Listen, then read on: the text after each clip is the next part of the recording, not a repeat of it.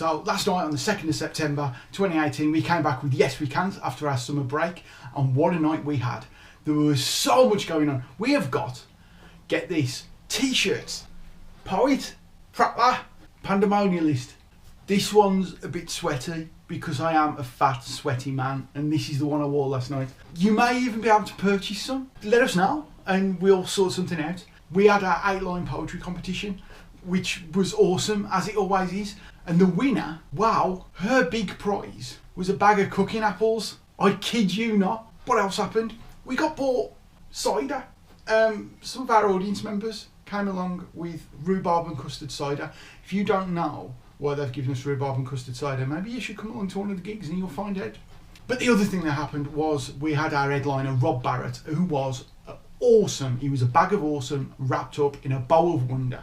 If you get a chance to see him, go and see him. If you can't afford to see him, you don't need 2 kidneys. Sell one of them. Can I just say, I am not responsible for anything you do. If you go and sell a kidney, you can't blame me for it, okay? But you can live perfectly well with one. So I'm going to put a link to Rob's YouTube channel in the description below. I'll put a link to one of the poems he did last night, which resulted in some audience participation and our audience becoming a choir, which was really sweet.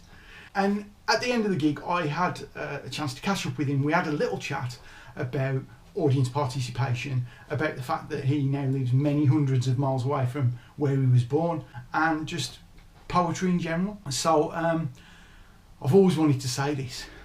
Roll VT.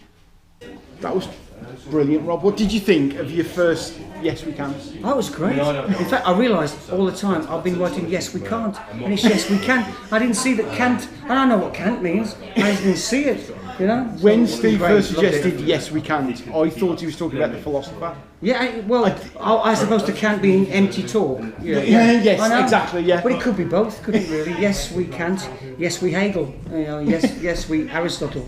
But you now live in Cornwall. Yeah. And you've come all the way up to the... Because you're from Dudley, you never live in Cornwall, you're from Dudley. I left Dudley in 1977. I did my PGCE at Dudley, and that's the last time I kind of lived in Dudley, and then moved to the West Country, teaching, had married kids, and all that usual thing. And I just stayed down there basically, and I quite like. My friends are down there, my partner's there, and and until I retired, I couldn't sort of get out too often in term time. Since I'm a retired teacher, so. And now I can go wherever I like. I've got little camper vans parked outside in the road there, tiny little Bolingo Roma home, and we just go wherever we like, more or less. And if I get gigs, it's great, you know. Yeah, I try and get gigs if I can. So what's it like coming back to the Black Country? Is it something you get to do often, or is it not very often? I was just talking to a lad at the back about it, and my mum died 6 years ago in Netherton. And I've got relatives still in Kinswinford and in Gornal and in Netherton, Womben. My sister's in Womben, and my niece and nephew. So I've got relatives, and I get up here sometimes, but not as often as I should. Maybe, you know, I should get up here more often. And if nothing else, Netherton, is the old dry dock still there? Where I've got absolutely no idea. Oh, where the boat's the bar. There was a bloke here tonight saying that they've filled it. You know, he's living there or something. That guy that's sitting over there. But I lived at the top end near the church. I was a choir boy in St Andrew's Church from 9 to 14. I went to Dudley Grammar School. I was a grammar grub.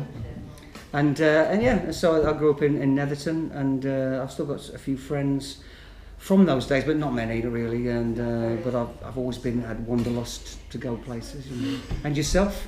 Oh, Darlaston, now living in Wolverhampton. The apple has not fallen far. I see. See, I've never ever been to Darlaston. Did you believe that? I mean, in Dudley. Well, there you go. Yeah. There's your next trip tomorrow in your camper van. Yeah. Come on, dear, we're going to Darlaston. Well, that's it. Or Bilston even. Major's Chips. Yeah, Major Chips. Major's Chips. He doesn't know about Major's Chips. That's just wrong. That's just wrong. Is that a recent thing or an ancient thing? No, that's ancient. I think they built Bilston around Major's Chip Shop. But we never went outside like a 2-mile radius of Netherton or Dudley. No, because otherwise you get your head kicked in. Well, no, because we didn't know.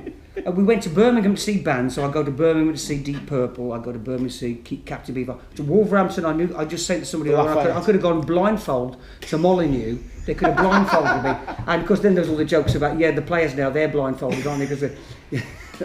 But we got, I used to go to Molyneux a lot, but I didn't travel much then. And then when I left, I kind of went all over the place, you know.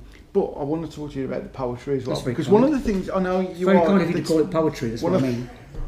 One of the things you do, that I'm always amazed when people do it, is the audience participation.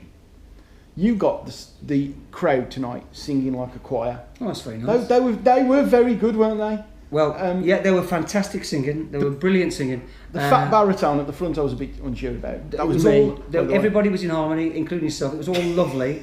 And I belonged to Bodmin Folk Club for 16 years now. And I lived in Bodmin. So that's normal. So it's just normal. And I've been a singer. I only started writing like 10 years ago. So... 12 years ago, something like that. A first paid gig was like, 8 years ago, 9. So I haven't been doing this for very long, but I was a singer before. I'd sing in a duo in a pub like this, in a corner, people ignoring you and all that, And it was all right, but it wasn't what I wanted to do, And so I'm a singer, really. But how do you make that work? Because that must be a real risk to get the audience to go, right, come on, you're going to all sing along to this song. Has there been any points where you've kind of gone... to silence? When I've had an audience of 3, yes, that's a problem. Or 6, then it's a problem. But the thing is, if they don't sing, I sing it anyway, so it doesn't really matter. But I tend, like, if I had a really small audience, I probably wouldn't do that one, so I'd probably leave it out. But mostly people sing along, yeah. Which is really good. I mean, like I say, I always think that's a risk, any kind of audience participation. You never know what they're going to do. That's true, yeah. And it just seems to work. I saw it on YouTube. It very rarely happens that I don't, because I do all these, like, folk festivals, that's normal. That's what people do. People sing unaccompanied. It's normal. So to me, it's quite normal to do that. So, and once I get going, I forget where I am anyway. So I just do it anyway. So okay, you started writing late. You're getting on in your years. Oh, I'm ancient, yeah. Yeah. What next? Are you just going to keep going? Keep tottering around? I'm still going to carry on in complete obscurity, probably. No, I keep doing it. I'm getting a few more gigs and things, and I've just got my foot in the door, like small literature festivals, and now the spoken word venues, like this wonderful, wonderful place. Yes, We Cant, right there. Because like 10 years ago when I started, there weren't many spoken word venues, and so I've got this. I go and I look and I find out where they are, basically on other poets' websites. No, actually, I went to a training thing, and Johnny Fluffy Punk was there, and there was another. It was a legend. Dan Simpson, is it? And they said, what you want to do is go on poets' websites to see where they've been performing, and I've got several gigs out of that. Of course. Yeah, and I think, and this wasn't one of them because I did a thing with Emma before, so Emma asked me up, but I could count the number of times people have phoned me up or emailed me asking me to perform on 3 hands, two hands. It's always you're chasing after gigs. You don't know, you probably know what it's like. Always trying to get them, And so, when I'm retired, so I've got lots of time. I can do this kind of nonsense. And long may that continue, because that was an awesome set, mate. Thank you very much. Brilliant. Thank you very much. So there you go. There's the interview with Rob. We're probably going to do more of these because that was quite good. And I've got to be honest, if it wasn't for the fact that Steve was looking at me in the background going, I want to go down the pub, that could have gone on for about an hour. So yeah, there we go. Yes, We Can't. First Sunday of the month. Pretty Bricks, Walsall. 7:30 start. Get there for 7.